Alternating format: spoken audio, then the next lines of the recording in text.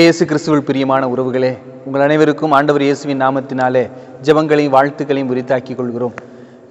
இன்றைய நாளிலே நாம் ஆண்டவர் நற்செய்தி வழியாக 5000 பேருக்கு உணவை பகிர்ந்து கொடுக்கக்கூடிய அந்த சூழ்நிலையை நாம் பார்க்கிறோம். இன்று பல இடங்களில் பசியோடும் பட்டினியோடும் இருக்கக்கூடிய மக்களை இந்த நிகழ்வு ஆழமாக அழைத்து செல்ல நமக்கு உதவுகிறது. என்னன்னா, பல இடங்களில் வயிறு பட்டினியாக கிடக்கிறது, பல இடங்களில் சோறு பட்டினியாக கிடக்கிறது. சோறு கிடைக்க வேண்டிய ஆட்களுக்கு அது கிடைப்பதும் இல்லை. அந்த சோறு பட்டினி கிடக்கக்கூடிய அந்த தருணத்தை நினைத்து பார்ப்போம். பல இடங்களில் நல்ல நிகழ்ச்சிகள் வைக்கிறாங்க, கல்யாணம் திருமணம் எல்லாம் வைக்கிறாங்க. வச்சு முடிச்சதுக்கப்புறம் உணவு மிச்சமாகின உணவை தெருவில் கொட்டக்கூடிய ஒரு சூழ்நிலை. அங்கு உணவு பசியாக இருக்கிறது. பல இடங்களில் மனிதர்கள் உணவுக்காக அலைந்து கொண்டிருக்கிறார்கள், அன்றாட உணவே இல்லாமல் இருக்கிறார்கள். எனவே இங்கு மனிதர்களுடைய வயிறு பசியாக இருக்கிறது. இரண்டும் சந்தித்தால்தான் அங்கு ஒரு நிறைவு ஏற்படும். அதே போல தான் இந்த நிகழ்வு பார்க்கும்போது ஆண்டவர் இயேசு கிறிஸ்து பசியாக இருக்கக்கூடிய அந்த மக்களுக்கு உணவு கொடுத்து அவர்களுடைய பசியை போக்குகிறார். அந்த நிகழ்வைத்தான் நாம் பார்க்கிறோம். எனவே இந்த அப்பம் பழுகு செய்யக்கூடிய அந்த சூழ்நிலையை நாம் பார்க்கிறோம். இதில் அற்புதம் செய்தது யார் என்று பார்த்தோம் என்றால் அந்த சிறுவனைத்தான் சொல்ல வேண்டும். சிறுவன் தான் தன்னிடம் இருக்கக்கூடிய அந்த 5 அப்பத்தையும் 2 மீன்களையும் கொடுக்க முன் வருகிறான். அவன் கொடுத்ததன் மூலமாகத்தான் ஆண்டவர் அற்புதங்களை செய்ய வருகிறார் என்பதை நாம் ஆழமாக சிந்தித்து பார்க்க வேண்டும். எனவே நாம் நம்மிடம் இருக்கிறதை கொடுத்தோம் என்றால் அது ஆண்டவரால் ஆசீர்வதிக்கப்பட்டு பன்மடங்காக அது கொடுக்கப்படும். மீதம் இருந்த 12 கூடைகளில் சீடர்கள் எடுக்கிறார். ஏன்னா சீடர்கள் 12 பேர் இருக்கிறாங்க, ஆளுக்கு ஒரு கூடையை தூக்கிட்டு போயிருக்கலாம்ல, அப்படித்தானே? ஒரு 5 அப்பமும் 2 மீன்களும் எவ்வாறு 12 கூடைகளில் நிரம்பியது என்பதை பார்க்க வேண்டும். அங்கு ஏறக்குறைய ஆண்களுடைய எண்ணிக்கை 5000 என்று பார்க்கிறோம். எனவே அன்பிற்குரியவர்களே, நம்ம வாழ்க்கையில் என்னதான் 5000 வகையான பிரச்சனைகள் இருக்கலாம், ஆனால் ஆண்டவர் சொல்லுகிறார், நீங்கள் ஏன் 5000 பிரச்சனைகளை பார்க்குறீங்க? ஒரு 5 வகையான நன்மைகள் இருக்கும், நேர்மறையான வழிகள் இருக்கும், நேர்மறையான சிந்தனைகள் இருக்கும், உங்களிடத்திலே நல்ல ஒரு திறமைகள் இருக்கும். அந்த 5 திறமைகளை பார்த்து நீங்கள் அதன் மூலமாக வளர கற்றுக்கொள்ளுங்கள் என்று ஆண்டவர் இயேசு கிறிஸ்து குறிப்பிடுகிறார் இன்றைய நாளிலே. எனவே நம்முடைய ஏற்படக்கூடிய அந்த பிரச்சனைகளையே நம்ம பார்த்து கொண்டே இருந்தோம் என்றால் சீடர்கள் எப்படி பார்க்குறாங்க? இவங்க பட்டினியாக கிடக்கிறாங்க, இவங்களை அனுப்பிவிடும் என்று சொல்கிறாங்க. உடனே இயேசு சொல்கிறார், நீங்களே உணவு கொடுங்கள் அப்படிங்கிறார். உடனே சீடர்கள், இங்கு ஒரு சிறுவன்ட்டு 5 அப்பமும் இருந்து 20 தெனாரியத்துக்கு தான் வாங்கினாலும் ஒரு துண்டு கூட கொடுக்க முடியாதே அப்படின்னு சொல்லக்கூடிய ஒரு சூழ்நிலை. சீடர்கள் சில நேரங்களில் பல நேரங்களில் இயேசுவை சாதாரணமான ஒரு மனிதனாக பார்க்குறேன். ஏன்னா விடுதலை பயணத்தில் பார்த்தோம் அப்படின்னா வானத்திலிருந்து மன்னா பொழியப்படுகிறது. எனவே இங்கு ஆண்டவர் இயேசு கிறிஸ்துவை அவர்கள் உணரவில்லை. பழைய ஏற்பாட்டில் நடந்ததை சீடர்கள் அதை நினைவு கூறவும் இல்லை.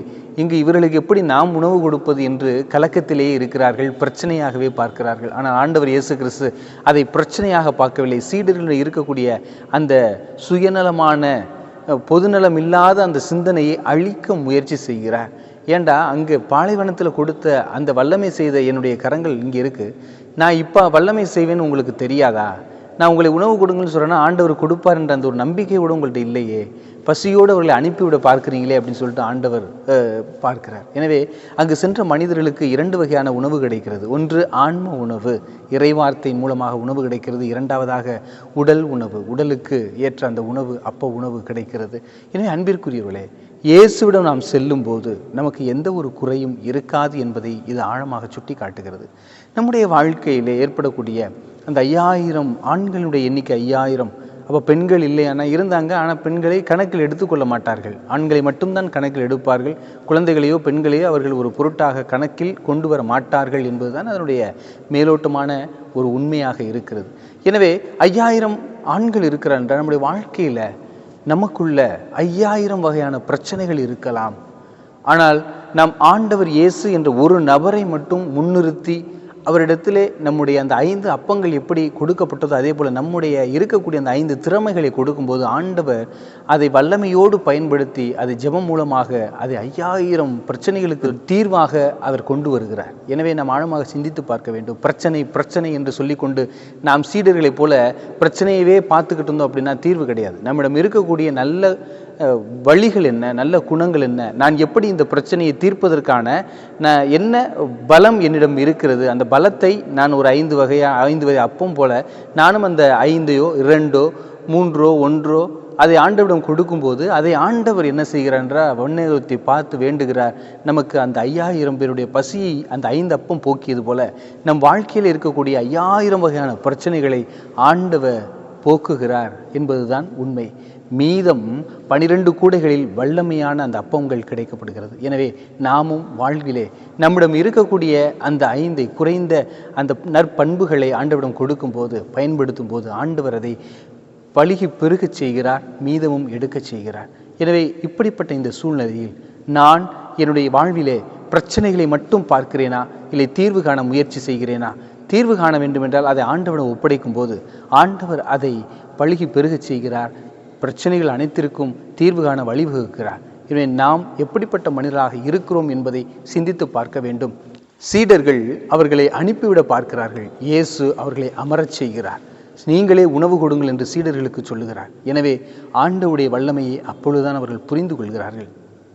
இருப்பினும் ஒரு கட்டத்தில் பார்த்தோம் என்றால் இவரை பிடித்து அரசராக்கி விடுவார்கள் என்ற ஒரு நோக்கமும் மக்களுக்கு இருந்ததனால் இயேசு அங்கிருந்து நழுவி செல்லுகிறார், உயர்ந்த மலைக்கு செல்கிறார், ஜெபிக்க செல்லுகிறார். எனவே அன்பிற்குரியவர்களே, நாமும் நம் வாழ்வே ஆண்டவர் இயேசுவை எப்படி பார்க்கிறோம்? ஒரு வல்லமை செய்யக்கூடியவராக மட்டும் பார்க்கிறோமா, இல்லை அற்புதம் செய்யக்கூடியவராக மட்டும் பார்க்கிறோமா, இல்லை அவர் நம்முடைய சகோதரனாக பார்க்கிறோமா, அவருக்கு நாம் சீடர்களாக இருக்கிறோமா என்பதை ஆழமாக சிந்தித்து பார்க்க வேண்டும்.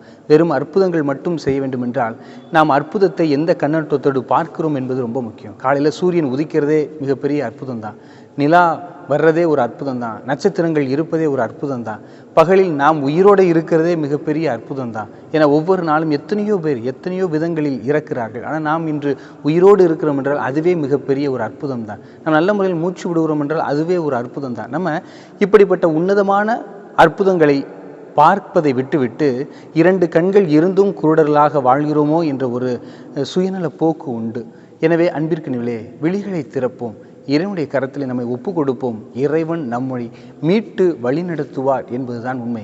எவ்வாறு பேதுரு கடலிலே மூழ்கும்போது ஆண்டவரே என்னை காப்பாற்றும் என்று கரத்தை கொடுத்தாரோ, ஆண்டவர் கரத்தை தொட்டார், பேதுரு முழுமையாக வெளியே வந்தார். நாமும் நம்முடைய கரத்தை கொடுப்போம், நாமையும் ஆண்டவர் முழுமையாக மேலே தூக்குவார். எனவே அன்பிற்கு இனியவர்களே, இன்று நம்முடைய வாழ்க்கையிலே ஆண்டவர் அப்பங்களை பழுகச் செய்து அவர்களை வயிறார உண்டார்களோ, மீத கூடைகள் 12 எடுத்தார்களோ, அதே போல நம்மையும் நாம் ஒப்பு கொடுத்து ஜெபிப்போம். நம்முடைய பிரச்சனைகளையும் ஆண்டவர் அதை நிறைவாக மாற்றுவதற்கு, அந்த பிரச்சனையிலிருந்து முழுவதுமாக நமக்கு தீர்வு கொடுப்பதற்காக அவர் நம்முடைய வல்லமையை பயன்படுத்துவார். அவர் தன்னுடைய வல்லமையை நமக்கு பொழிவார் என்ற முழு நம்பிக்கையோடு நாமும் புறப்படுவோம். அவர் வெறும் அற்புதங்களும் அதிசயங்களும் செய்பவராக அல்ல, அவர் நம்மோடு கலந்து இருக்கக்கூடிய ஒரு இறைவனாக பார்த்து அவரோடு இணைவோம். நாமும் அற்புதங்களையும் அதிசயங்களையும் பெற்றுக்கொள்வோம். ஆமென்.